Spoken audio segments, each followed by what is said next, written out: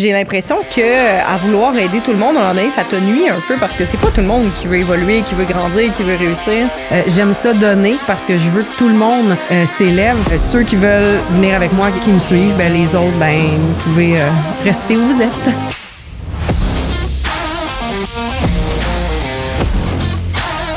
Audrey Doiron, merci tellement d'avoir accepté mon invitation entre tes 32 000 voyages. Ça fait plaisir. Alors, pour les gens qui ne te connaissent pas, qui est Audrey Doiron? Wow! Ben en fait, Audrey, c'est une fille très, très simple, mais qui a beaucoup, beaucoup de rêves.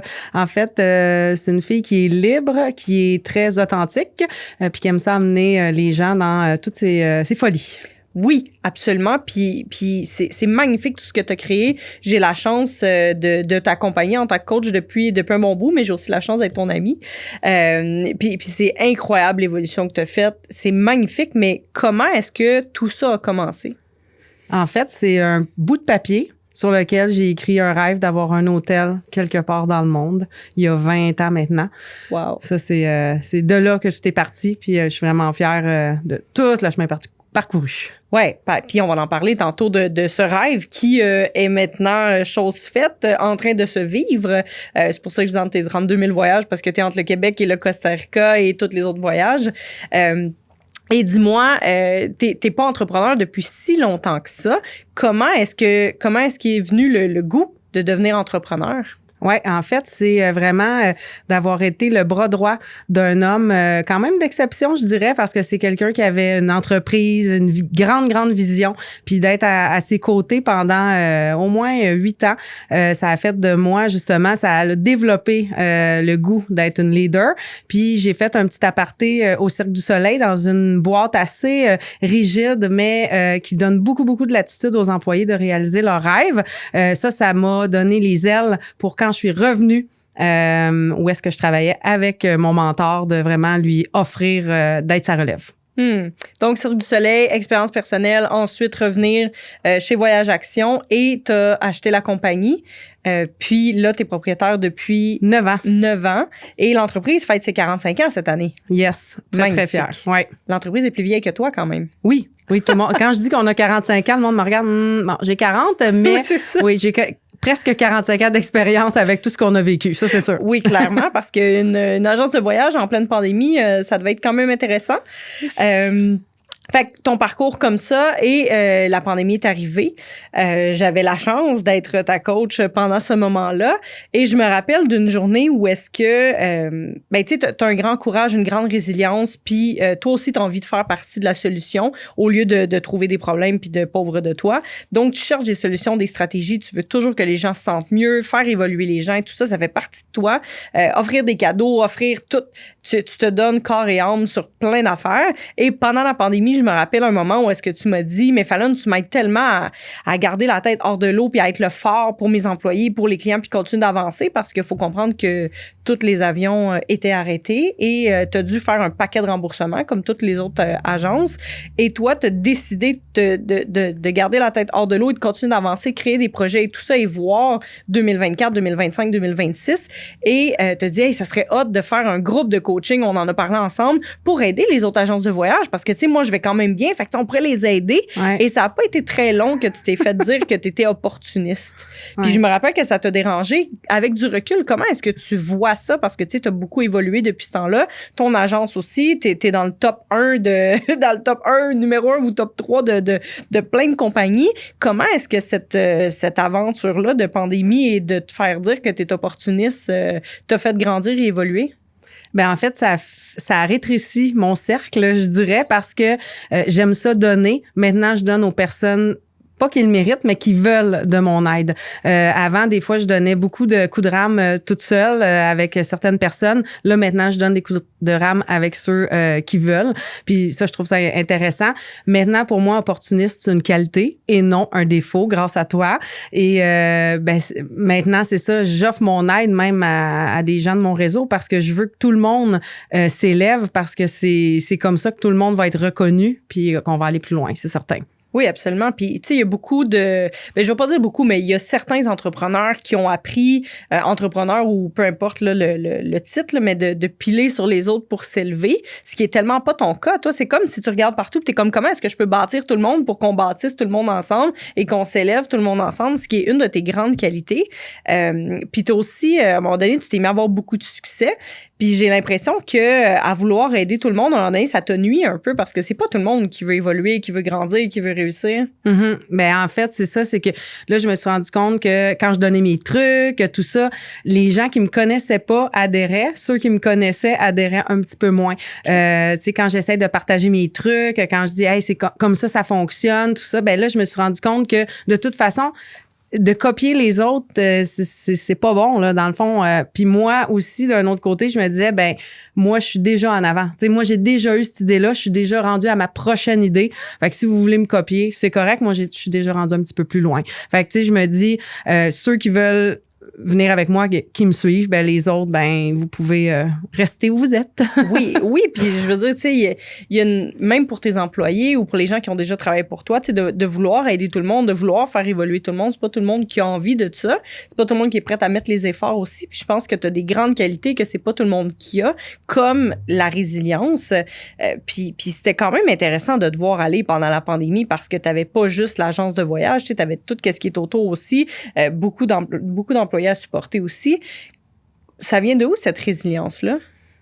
Bonne question, mais en fait, c'est que j'ai vu beaucoup de gens autour de moi qui ont mis un genou à terre, puis que soit qui sont restés là ou qui ont décidé de faire la différence. Puis je pense que dans le sport aussi, j'ai pu voir ça, des gens être résilients pour aller plus loin par la suite. Fait que je pense que c'est pas juste dans le travail, je pense que c'est dans toutes les sphères de la vie que j'ai eu des gens autour de moi significatifs qui ont fait que non, c'est pas une excuse. Non, c'est un oui dans le fond. Fait que moi, quand je me fais dire non ou quand il y a un obstacle, ben c'est un défi. Absolument. Puis comment on fait pour, à 40 ans, avoir pratiquement atteint tous ses rêves de vie? Je sais que t'en as d'autres, là, puis tu vas t'en créer plein d'autres, j'en doute pas une seconde. Mais il reste que dans tes grands rêves de vie, il y avait ton projet que tu as écrit il y a 20 ans sur un bout de papier. T'es rendu entrepreneur, l'agence de voyage, t'as acheté d'autres agences et tout ça. Peux-tu nous en parler un peu? Comment on fait pour, à 40 ans, vivre sa vie de rêve, avoir une grande liberté et tout ça? Ben c'est drôle parce que la journée avant mes 40 ans, j'étais avec plusieurs de mes amis au Costa Rica et ça m'a un peu insécurisée parce que je me suis dit wow, tout ce que j'ai fait de 30 à 40 ans, là, je me dis, wow, OK, qu'est-ce qui s'en vient pour moi? Puis, tu sais, je suis une visionnaire, tout ça, j'ai plein de rêves, mais concrètement, c'est quoi Audrey à 40 ans? Puis, je pense que c'est vraiment d'aider les autres à vivre la même chose que moi, puis ça va être partout dans le monde. Fait que dans le fond, moi, c'est vraiment, j'ai pas vraiment de limite, mais c'est ça. Faut que je continue à rêver. Je pense que tout ce que je rêve, je le réalise. Fait que je suis vraiment chanceuse, mais en même temps, je suis pas chanceuse. Je crée ma chance, mais je pense que tout se place, les belles choses se placent sur mon chemin. J'en ai des petites roches de temps en temps, mais je pense que les belles choses se placent pour que je puisse faire vivre ça à d'autres personnes. Puis ça fait ma journée. C'est sûr, ouais. Absolument. Puis comment t'as fait pour bâtir tout ça? Parce que là, on va parler de ton grand rêve, qui était d'avoir un hôtel quelque part dans le monde. T'as rencontré ton chum entre-temps et tout ça. Fait que parle-nous donc de l'histoire du Costa Rica. Ouais, ben en fait, mon conjoint fait du kitesurfing depuis 25 ans maintenant. Il allait toutes les années au Costa Rica. Fait que quand je l'ai rencontré, je suis allée au Costa Rica pour la première fois. Je suis tombée en amour de la destination pour d'autres raisons aussi. Le kitesurf également aussi. Mais ben là, je me suis dit, bon, c'est quoi, toi, ton rêve? Ben, il m'a dit, ben moi, c'est de plus être au Québec l'hiver. Puis lui, il avait pas son travail de rêve. Puis moi, j'ai mon travail de rêve. Fait que je me suis dit, il faut tout faire pour que lui aussi vive sa vie de rêve. Fait que ce qu'on a fait, bon, on a acheté des terrains, on a trouvé des opportunités, puis on a sauté à pieds joints là-dedans. Puis ça a fait qu'il a laissé son travail, il est allé bâtir ça avec mes idées, ma vision et tout ça. Puis là, maintenant, ben on vit ça là à deux. Mais tu sais, c'est une minute pour tout expliquer, mais quand on regarde l'année dernière, ça a été beaucoup de sacrifices, puis maintenant, ben c'est de plus en plus facile. Ouais. Ouais, puis tu sais, là, ça a l'air d'un beau conte de fées, comme si tout était parfait. Mais il reste que, tu sais, je me rappelle, janvier 2020, on était en Jamaïque ensemble en train de faire, essayer de faire du pédalo parce que j'ai peur de l'eau quand même. Mais bon, on faisait du pédalo. Et je me rappelle qu'on brainstormait pour trouver des stratégies pour que ton chum puisse lâcher sa job, partir au Costa Rica, bâtir, puis tout ça. Comment vous avez fait pour vous rendre là? Parce que ça vient avec un paquet de sacrifices, là. Je veux dire, c'est pas le même style de vie quand les deux travaillent ou ont leur entreprise versus quand ton chum part au Costa Rica bâtir votre rêve pendant que toi, ben, tu sais, vous êtes un super beau couple, fusionnel à tous les jours ensemble. C'est 1 an à pas être ensemble, à se voir aux 4 semaines, je pense 6 semaines. Fait que cette période-là, comment vous avez fait ensemble pour passer à travers tout ça? Parce que c'est des sacrifices financiers, c'est des sacrifices de temps passé ensemble, c'est des sacrifices de sécurité d'emploi pour lui, qui est pas à la base un entrepreneur. Fait que c'est un gros sacrifice de laisser partir un emploi pour essayer un projet qui va, on espère, marcher, qui fonctionne très bien, mais à ce moment-là, vous le saviez pas, c'était pas construit. C'est cliché ce que je vais dire, mais c'est l'équation du miracle, pour vrai, parce que moi, je suis la foi inébranlable, puis lui, les efforts extraordinaires. Je pense que c'est ce qui fait vraiment, pour vrai, notre couple, parce que moi, je me ferme les yeux, je mets un bandeau sur mes yeux, puis je fonce. Moi, je crois toujours qu'on peut tout accomplir. Fait que moi, je suis ça. Lui, il est vraiment les bras de notre couple, il est solide. Fait que je pense que pour vrai, c'était le meilleur combo pour vraiment accomplir ça. Un moment donné, il faut croire en soi. Fait que, parce que si on pense à tous les petits défis, on le fera pas. Parce que honnêtement, on n'était pas millionnaires. On est deux personnes on était 2 personnes avec des salaires très, très normaux. Oui, on a vendu notre maison, on a vendu nos autos. On a fait quelques sacrifices, surtout sur notre couple, parce qu'on s'est dit, regarde, il est fort notre couple, on fait ce sacrifice-là, on fait 1 an de sacrifice, puis sauf qu'on s'est pas posé de questions. Honnêtement, moi, je me pose pas de questions parce que sinon, je vais ralentir, puis c'est pas ça que je veux. Ouais. C'est clair. Mais c'est la première fois que j'entends l'équation du miracle en couple, je suis comme wow, c'est la plus belle phrase que tu as dit aujourd'hui, clairement. La plus belle que j'ai entendue.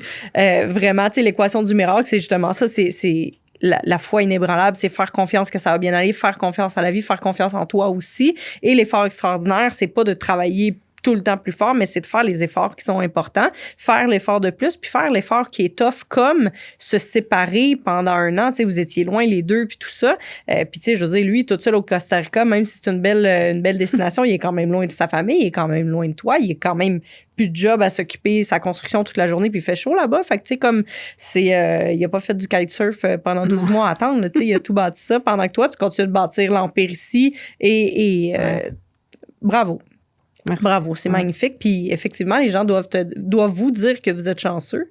Ouais. Quand même. Et je pense pas que les gens comprennent tout ce qu'il y a derrière un gros projet comme ça. Tu sais, vous avez un nouvel hôtel, un coin au Costa Rica, c'est hot, tu sais. Mais c'est pas juste acheter ça puis ciao bye. Tu sais, vous avez tout fait le site web, t'as tout traduit anglais, français, tous les articles aussi parce que vous avez une boutique en ligne aussi. Oui, boutique promotionnelle, on a un comptoir d'excursion.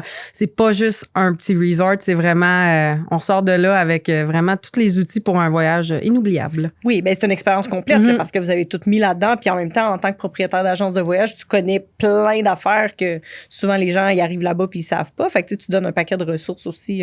J'ai très hâte d'ailleurs, on y va dans quelques semaines. Ouais. Et dis-moi, en tant que femme, à travers le coaching, à travers toutes tes autres expériences d'entrepreneuriat, de femmes d'affaires et tout ça, comment est-ce que tu as évolué dans les 5 dernières années pour avoir le droit de partir? Parce que là, tu t'en vas souvent au Costa Rica. Fait que tu t'occupes pas de ton entreprise, tu t'occupes pas de tes employés. Fait que comment est-ce que tu t'es bien entouré pour avoir cette liberté-là? Parce que c'est pas juste une question de « je fais de l'argent, je peux m'en aller ». Parce qu'il y a du monde qui t'attend ici à Belleuil et en ligne et tout ça. Puis tu as plusieurs projets. Fait que comment est-ce que tu t'es autorisé cette liberté-là? Puis comment est-ce que tu as construit ça? Ben en fait, c'est ça, la peur du jugement, le sentiment d'imposteur, tout ça, je suis passée par tout ça. Des fois, ça revient un petit peu. Là, c'est plus facile de revenir sur le droit chemin. Mais c'est certain, bien m'entourer, c'est certain, des bonnes personnes, des personnes positives, des personnes qui croient en moi, puis qui m'aident à être une meilleure personne. Ça, c'est la clé. Ensuite de ça, c'est de voir l'impact. Parce que juste de dire aujourd'hui à ma gang que je m'en venais faire un podcast, ils étaient toutes fiers de moi. Je suis là, wow! On dirait que plus on croit en nous, plus les autres croient en nous aussi. Fait que ça part tout part de soi, là. Je le dis, on dirait que c'est la première fois que je le dis, mais pour vrai. C'est ça que je ressens dernièrement, que plus les gens voient que je réalise mes rêves, plus ça les autorise à les vivre aussi. Puis ça, là, c'est wow, c'est ça qui me drive en ce moment, honnêtement. Puis je veux tellement que tout le monde soit sur leur X puis qu'ils réalisent tout ça. Puis si je leur ai donné une petite étoile pour le faire, ben ça va me faire plaisir. Fait que depuis 5 ans, j'ai vraiment beaucoup cheminé. Je suis pas parfaite, loin de là, mais chaque petite roche dans mon soulier fait que je suis une meilleure personne parce que je suis très ouverte, très sensible à devenir une meilleure personne. Ouais. Oui, absolument. Puis tu t'entoures, là, c'est hallucinant à quel point tu vas chercher les bons experts, tu as besoin de ça, tu vas chercher des experts. Puis on en parlait avant d'embarquer, mais tu as commencé à bien déléguer quand même. Je dis souvent, laisse pas les visionnaires trop longtemps en liberté parce que sinon ils se mettent les mains des opérations puis on fout le bordel partout. Comment est-ce que tu arrives à déléguer? Parce qu'il y a aussi tu sais, t'as toujours travaillé très fort, puis là, en ce moment, t'as l'impression peut-être que tu travailles un peu moins fort ou que tu t'occupes moins de ta business vu que t'es à l'extérieur ou le jugement des gens, tout ça. Comment est-ce que tu as réussi à déléguer puis te détacher peut-être un peu de « je fais tout, je suis responsable de tout ». Ben quand j'ai décidé d'être moins contrôlante, ça va beaucoup mieux, honnêtement. Mais c'est vrai parce que il faut pas que ça soit fait juste de notre manière. Tant que c'est fait, c'est bien.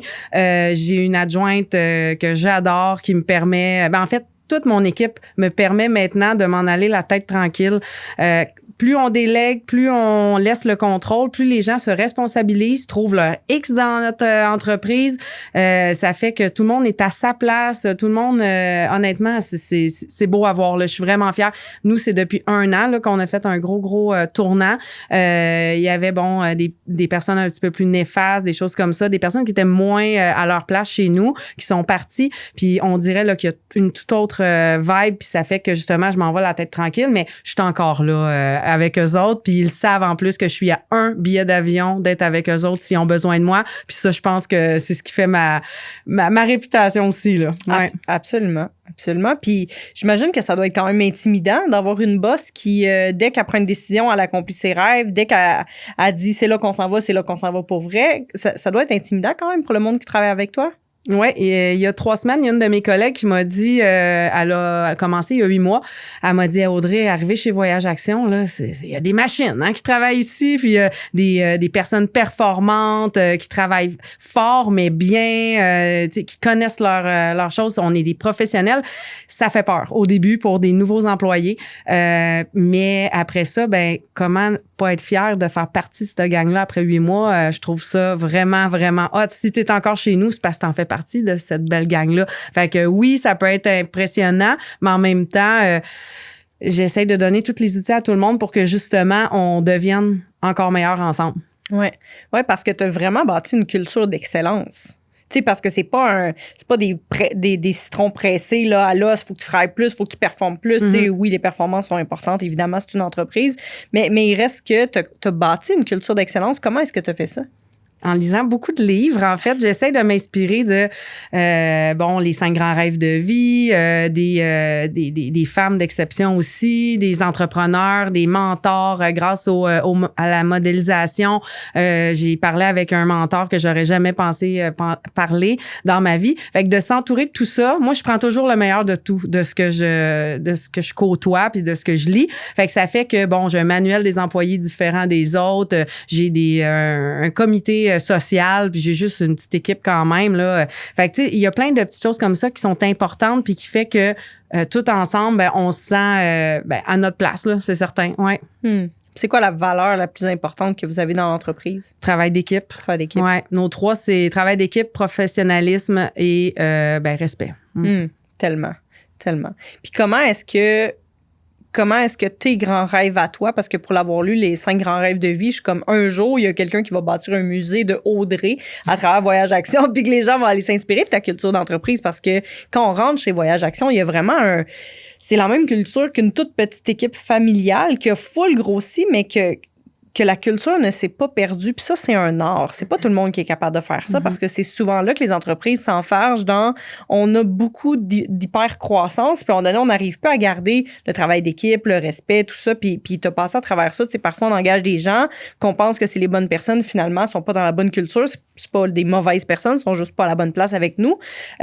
Comment est-ce que tu as fait pour garder ça à travers la croissance? Parce que, je veux dire, c'est allé vite, là. Tu sais, il y a eu une grosse décroissance pendant la pandémie, mais t'as monté vite tout de suite après. Ouais. Comment est-ce que tu as fait pour garder le travail d'équipe, le climat familial, les gens engagés aussi? La communication, les trucs pour communiquer. Parce que, tu sais, des fois, on trouve pas les moyens. Ben, si on donne des trucs aux gens pour mieux communiquer entre eux, ça fait toute la différence.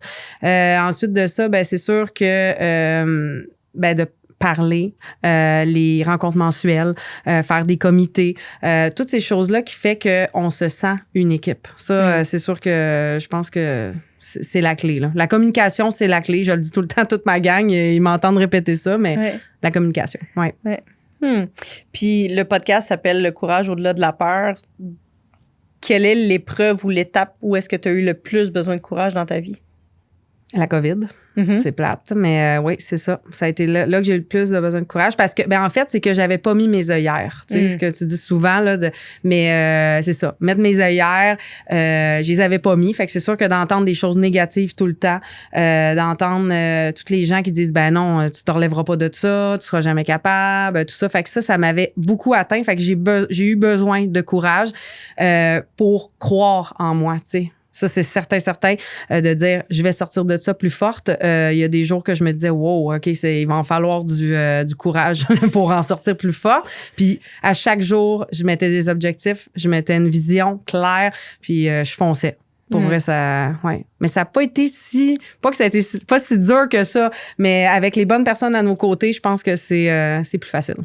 Oui, puis je pense aussi que quand on a une mission à accomplir, c'est plus facile de sortir des épreuves. Tu sais, moi, quand la pandémie est arrivée, comme tout le monde, je me suis dit, c'est cool, 2 semaines off, tu sais, fait que j'ai acheté de la peinture, on a peinturé le sol, puis tout ça, puis j'étais comme, c'est pas 2 semaines off finalement. Puis ça n'a pas été très long que j'ai switché. Moi, je suis partie à la guerre sur, oh my God, faut pas que les gens tombent. Vite, on parle de mindset, j'encourage, j'aide les gens, je donne des outils. Fait que je pense que quand on a une mission plus grande que juste notre propre petite personne, c'est plus facile de passer à travers les épreuves, quoique les épreuves sont là quand même, mais je pense qu'on a une plus grande foi en il va se passer quelque chose. Je me sens responsable de vouloir contribuer aussi. Fait que, puis je me rappelle, je donnais une conférence à Gatineau, puis je pense qu'à 5h30, 6h du matin, tu m'envoyais un texto, on peut-tu s'appeler? Puis je suis comme, boy, quand André m'écrit de 1, c'est parce qu'il y a quelque chose de grave, et de 2, à cette heure-là, c'est sûr que ça va pas. Puis je me rappelle d'avoir parlé, écoute, ça a pris 5 minutes, 10 minutes, tu pleurais au téléphone, il se passait avec mon équipe, comme plus personne croit, j'ai l'impression que tout va tomber, puis ça a pas été très long. Je me rappelle t'avoir dit, est-ce que tu te rappelles ce que je t'avais dit? Sur le phare? Ah, ben oui, c'est pour ça. Tu l'as dit tantôt, c'est pour ça que je ne l'ai pas le répéter, mais tu sais, sois le phare pour ton équipe. Fait que toi, il faut que tu penses à toi en ce moment. Pense pas à personne d'autre. Il faut que tu fasses attention à ta santé psychologique, ta santé physique. Puis c'est à ce moment-là, je me rappelle aussi, tous les midis pendant que je travaillais de chez moi, je m'entraînais parce que j'étais là, wow, faut garder notre mindset puis tout ça. Puis ça a été contagieux. Pour plein de monde autour de moi. Ouais. Puis je me rappelle, tu sais, le matin, tu pleurais. Pas longtemps après, écoute, le lendemain ou l'après-midi, tu m'as dit, c'est bon, j'ai pris soin de moi. J'ai décidé de commencer à m'entraîner plus régulièrement, tout ça. Puis écoute, t'étais reparti pour la gloire. Bon, il y a eu d'autres roches, d'autres cailloux, comme tout le monde après. Mais il reste que c'est fou à quel point tu peux changer vite. Puis je le répète souvent, c'est la meilleure énergie qui gagne. Puis je veux dire, c'est pas la meilleure énergie de je cours partout puis je crie parce que je suis excitée tout le temps. Mais la meilleure énergie, comment est-ce que tu fais depuis toutes ces années-là pour garder une bonne énergie? Parce que je connais un peu les enjeux que tu as vécu avec le Costa Rica, avec ton chum, parce que vous étiez loin. C'est pas des enjeux graves, mais je veux dire, vous vous ennuyez évidemment, puis c'est tough d'être loin de la personne qu'on aime, bien sûr. Plus la pandémie, plus une entreprise, pas de pandémie, c'est quand même un terrain de jeu intéressant.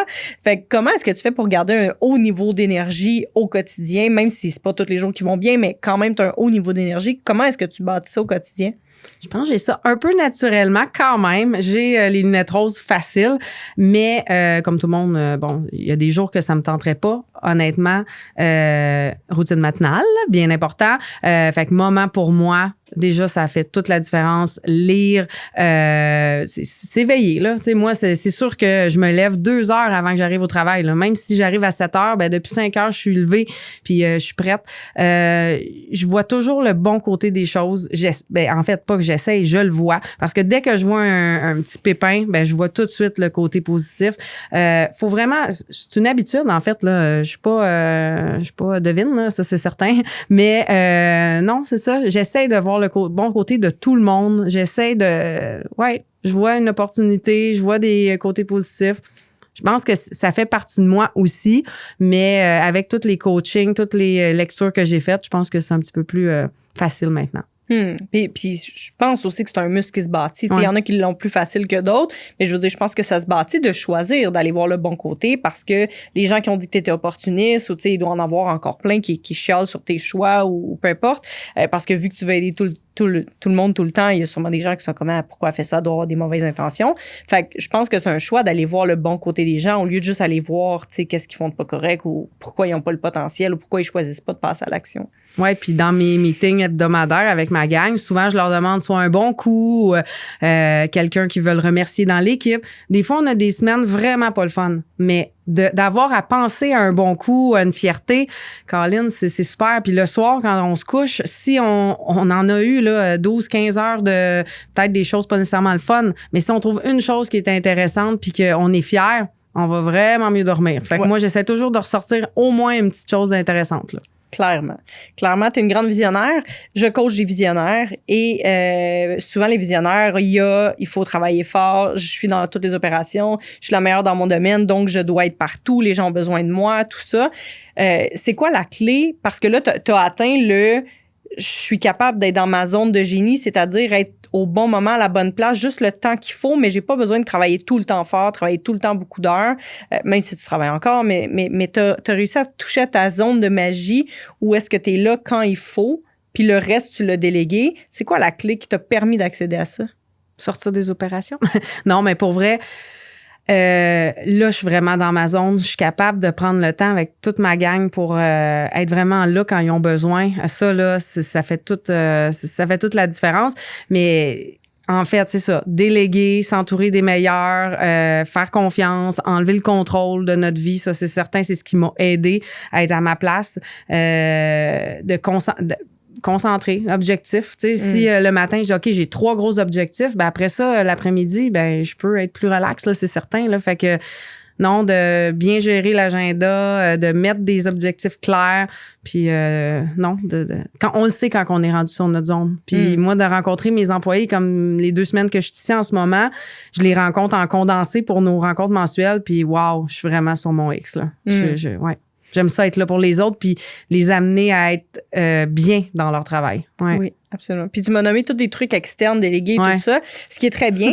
Mais je suis quand même curieuse de savoir à l'intérieur de toi, c'est quoi le cheminement que tu as fait pour accepter, autoriser, puis juste, tu sais, je veux dire, t'es pas vraiment utile, tu sais, comme t'es parti puis ça fonctionne quand même très bien. Ouais. Comment cette acceptation-là de savoir que t'es parti pendant 1 mois et que tout continue de rouler, même si tu fais du travail à distance, mais t'es pas là pour gérer une garderie, t'es pas là pour mettre de la discipline, t'es pas là pour vérifier que, tu sais, y a pas de crosse puis tout ça. T'es dans la confiance, tu sais que ton équipe est là, tu sais que t'es soutenu même quand t'es pas là, ils sont soutenus même quand t'es pas là. Comme le travail interne que t'as dû faire pour te rendre là. D'accepter que j'étais une leader, puis d'être une bonne leader aussi, parce que le syndrome de l'imposteur est souvent là, en sachant que les gens qui sont avec moi, ils adhèrent à ma vision, puis qu'ils trouvent leur place là-dedans. Ça aussi, c'est important. Ben, c'est sûr que tu trouves le courage, la confiance, puis tu croire en moi, je pense que ça a été la plus belle chose. Puis de pas avoir peur du jugement, de pas avoir moins peur du jugement. Ouais. Ça, c'est certain. Ça m'aide tous les jours. Ouais. Puis comment est-ce que tu as appris à mieux t'aimer à travers ce processus-là? En fait, moi, une autre chose que je voulais dire, on reçoit ce qu'on tolère. Hein? Moi, je tolère beaucoup moins maintenant. Beaucoup de monde se permettait de dire des choses sur moi que je me demandais pourquoi ils faisaient pas ça à d'autres. C'est parce que je tolérais beaucoup. Alors, je recevais beaucoup. Maintenant, j'ai mis mes limites. Ça fait que je m'aime beaucoup plus. Je suis capable de voir la belle personne que je suis tous les matins. Je prenais pas le temps non plus de me regarder le matin. Maintenant, je regarde, je me dis dis merci, ça c'est certain, tous les jours, puis de m'accepter comme je suis, puis tous les jours, je fais un petit pas de plus pour être meilleure. Fait que pourquoi je m'accepterais pas comme je suis, tu sais? Oui. Ouais. Oui, puis c'est fou parce que, je veux dire, physiquement, t'as pas changé tant que ça, mais c'est fou à quel point t'es beaucoup plus belle qu'avant. Pas que t'étais laide, mais il reste que le rayonnement d'une femme, quand elle accepte qui elle est, parce que, je veux dire, quand même bien que moi, j'aime pas mes joues ou mon nez, je veux dire, ils sont là, tu sais, fait que, mis à part aller avec la chirurgie, ce qui est prouvé que même avec une chirurgie, les gens s'aiment pas plus. Fait que bon, je crois pas que c'est la meilleure stratégie, mais il reste que d'apprendre à s'aimer comme on est, physiquement, mentalement, émotionnellement, je veux dire, avec nos faiblesses, nos forces et tout ça. C'est un gros cheminement en tout cas pour la femme d'affaires, les hommes aussi, mais surtout pour la femme d'affaires, parce c'est pas juste une question de stratégie, c'est pas juste une question de déléguer, c'est pas juste une question de faire confiance à son équipe, ce qui est très important, mais il reste qu'il y a l'amour de soi, puis apprendre à s'aimer pour vrai, tu sais, de réaliser tes rêves, d'inspirer les gens. Une leader qui ne s'aime pas peut réussir, peut dire quoi faire, peut, tu sais, walk the talk, mais il y a un moment où est-ce que ça va toujours nous rattraper parce que le soir, quand tu arrives chez toi, ben, tu finis par être malheureuse, tu sais. Fait que même si les gens croient en toi, il y a comme moi, je crois pas que je suis si hot que ça, je m'aime pas tant que ça. Fait que, puis ça, c'est du blâme qu'on s'inflige pendant longtemps. Puis je pense que t'as quand même calmé le mental beaucoup sur le blâme, sur le je suis pas assez, je suis pas correct. Puis je sais pas si tu disais ça, mais la plupart des femmes que je coach, moi inclus, il y a beaucoup de j'en ai pas fait assez, je suis pas assez. Fait que bravo d'avoir fait ce cheminement-là. Puis dis-moi, comment est-ce que ton homme t'a aidé dans le processus? Parce que tu sais, on nous a appris à être indépendante puis à être forte puis tout ça. Puis toi, t'as appris à être dans un power couple, même si lui, il était pas en affaires. T'as appris à bâtir un power couple, les deux ensemble, pour vous élever les deux ensemble. Comment est-ce que ça fonctionne puis comment est-ce que ça t'a aidé d'avoir ton homme à tes côtés? L'écoute, la communication. J'ai appris, ça, c'est une de mes forces que j'ai développées dernièrement parce que ça fait pas longtemps, là. Je dirais peut-être 1 ou 2 ans que je suis vraiment plus dans l'écoute active. Fait que être à l'écoute de son partenaire, surtout on est totalement différents, c'est fou. Puis de prendre ses forces, d'arrêter de regarder il y en a des défauts, c'est certain. Moi aussi, j'en ai. Ben, moi, je fixe juste sur les qualités maintenant. Puis ça a été totalement notre révélation pendant la pandémie. Moi, ma force, c'est ça. Toi, ta force, c'est ça. Ben, on monte ensemble. Fait que j'arrête maintenant. Puis sur tout le monde, je fais ça maintenant. Même mes employés, mes collègues, j'arrête de regarder leurs défauts. Tes qualités, c'est ça. On va foncer là-dessus puis on laisse le reste à d'autres. C'est tout. Fait que je pense que c'est vraiment ça qui a fait la différence pour notre power couple. La communication, arrêter de penser qu'on va blesser l'autre ou qu'on va justement y en remettre plus sur ses épaules. Non, l'autre est là pour nous écouter puis être là pour elle, c'est certain. D'être dans la reconnaissance, ouais, c'est certain. Ouais. Mais je pense que notre force à moi puis Max, c'est vraiment d'être... On dirait qu'on est à 3000 km, je sais pas, peut-être 5000, mais on est encore comme s'il était là à côté de moi. Ouais. Magnifique. Magnifique. C'est tellement beau de vous voir, en fait, parce que, tu sais, on voit la Audrey qui rayonne partout, puis on voit rarement Maxime parce qu'il est pas sur, il est pas sur les réseaux sociaux. On commence à le voir un peu avec votre nouveau concept, mais il reste que c'est beau de vous voir ensemble aussi, puis de voir, tu sais, toutes les étoiles dans vos yeux, d'avoir bâti ça ensemble, puis tu sais, parce qu'ils disent souvent, tu sais, bâtir une maison en couple, tu vas voir si ton couple tient, puis là, vous êtes à distance, puis avoir bâti tout le concept là-bas. C'est quoi vos projets pour les 10 prochaines années avec le Costa Rica? Ben, en fait, d'avoir d'autres phases dans la même région, d'avoir aussi d'autres, ça s'appelle Estrella del Norte, alors on veut peut-être avoir Estrella del Este, Estrella au sud aussi, alors on veut peut-être faire ça. Ça, c'est notre prochaine phase. Ensuite de ça, moi, un de mes rêves, c'est d'avoir des places un peu partout dans le monde pour que mes employés puissent faire du télétravail, puis d'avoir aussi, expansionné Voyage Action, puis d'avoir des actifs aussi et non juste des services, avoir vraiment une maison à Barcelone, une maison à New York pour que les gens puissent aller faire du télétravail. Puis en même temps, c'est un bel investissement. Fait que ça, c'est un de mes rêves. Mais aussi, peut-être, tu m'as titillé sur des affaires de conférences, mais aussi d'aller partager justement mon expérience, ma vision, tout ça à d'autres personnes pour qu'eux aussi puissent faire le saut. C'est certain que ça, c'est dans mes rêves. Mais avec mon conjoint, c'est faire le tour du monde. Ouais? Ouais. Vous allez faire comment? On commence en là. Voilier, en auto, en... On voulait peut-être prendre un petit catamaran, mais on va voir. Mais c'est certain, en avion pour commencer. Notre prochain gros, ça va être aux îles Fidji cette année. Wow! Ça, c'est un de mes coups de cœur de 40 ans. Okay. Et ça, je l'ai écrit. J'ai dit, on s'en va se marier aux Fidji au mois de novembre. Wow! Ouais. Dans le fond, pour ma fête. Oui, fait que je suis invitée. On est seuls pour notre mariage. Personne n'a invité. Zut. Ouais. C'est un de mes rêves, les Fidji. Ah ouais? Mais oui, c'est comme ça. Puis dis-moi, c'est magnifique. J'aime tellement ça t'écouter parler parce qu'en fait, un rêve attend pas l'autre. Puis il y a comme un... Tu sais, je serais curieuse. Y a-tu un moment dans tout ça que tu t'es dit, ça marchera pas, j'y arriverai pas? Ça t'arrive-tu des fois? Un moment ou pas du tout? Pas vraiment, non. Puis là, ça me fait peur d'avoir tout dit ça parce que moi, je suis une achiever, là. Fait que là, ce que je viens de dire là, j'aurais pas le choix de le faire. Fait que ça me... Mais non, en fait, j'adore ça. Moi, c'est ça qui me challenge, c'est ça qui me tient allumée avec les étoiles dans les yeux. Fait que non, pour vrai, c'est rare.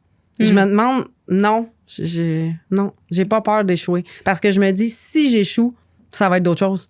Oui, puis je veux dire, c'est dans l'échec qu'on apprend aussi. Je veux dire, les succès, c'est magnifique, là, puis je t'en souhaite, mais à la tonne. Mais il reste que c'est rare qu'on apprend. Tu sais, je veux dire, c'est pas à ton ouverture avec plein de monde que t'as fait des grosses prises de conscience. C'est dans les moments où est-ce que t'étais loin de ton chum, où est-ce que vous avez eu des enjeux, puis tout ça.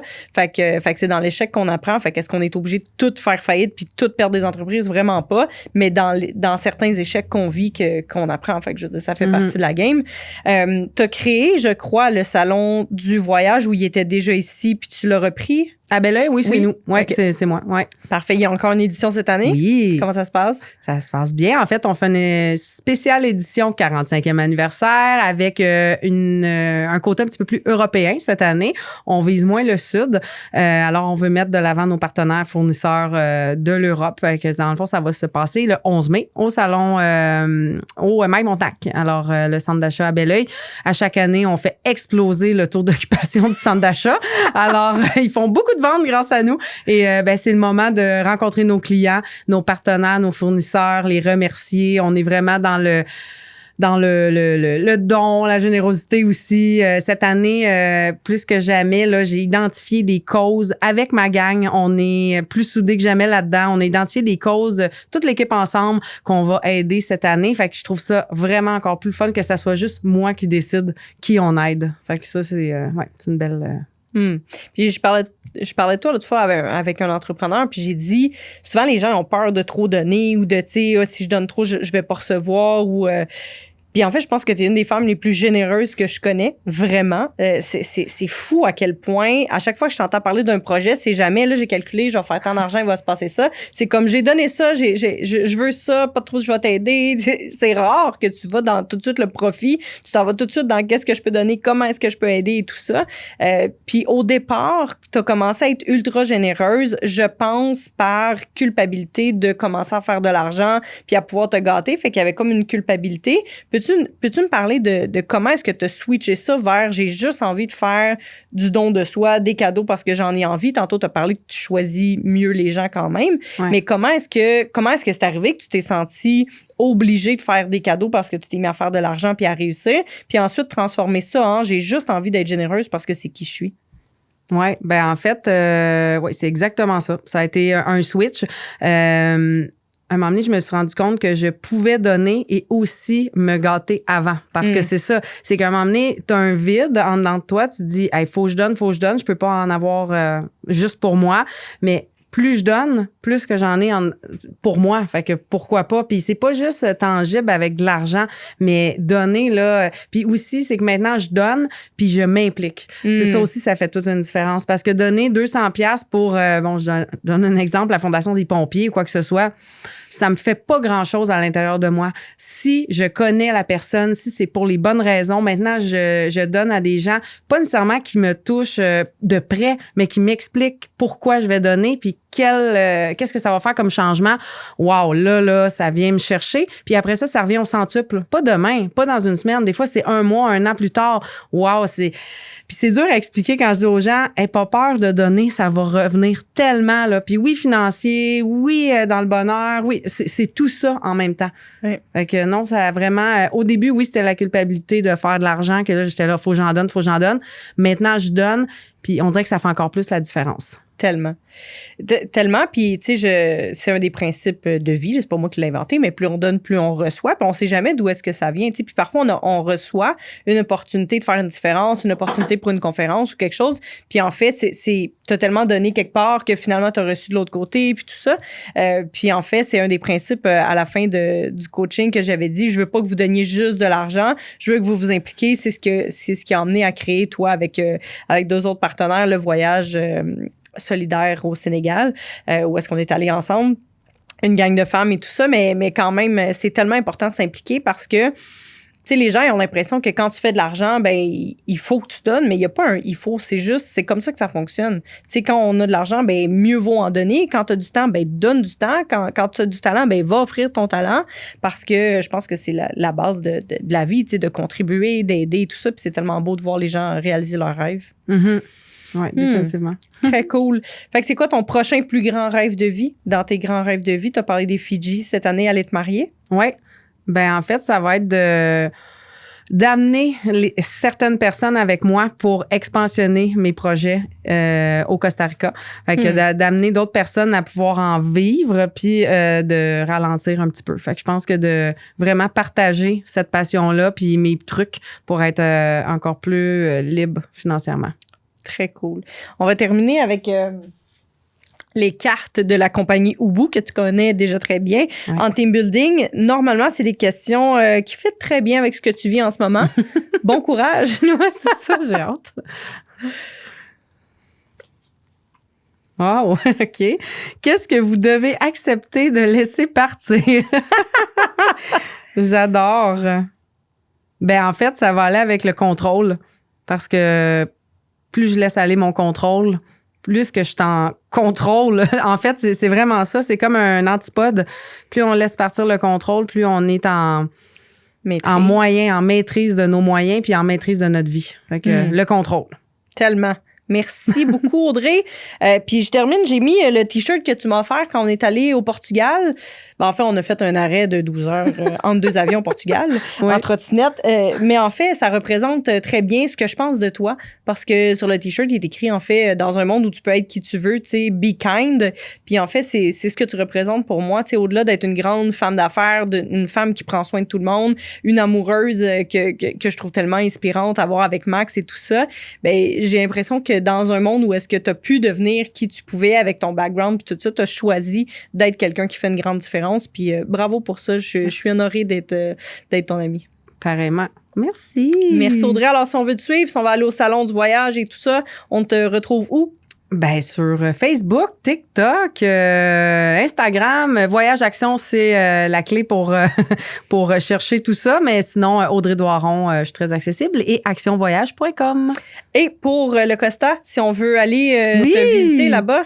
Estrella-del-norte.com. Alors, c'est Estrella del Norte sur Facebook. Venez me parler. Je vais tout vous partager ça. Ça va me faire plaisir de vous parler de mon petit coin de paradis. Absolument. Et si vous voulez des conférences, j'ai très hâte de voir en conférence partout dans le monde.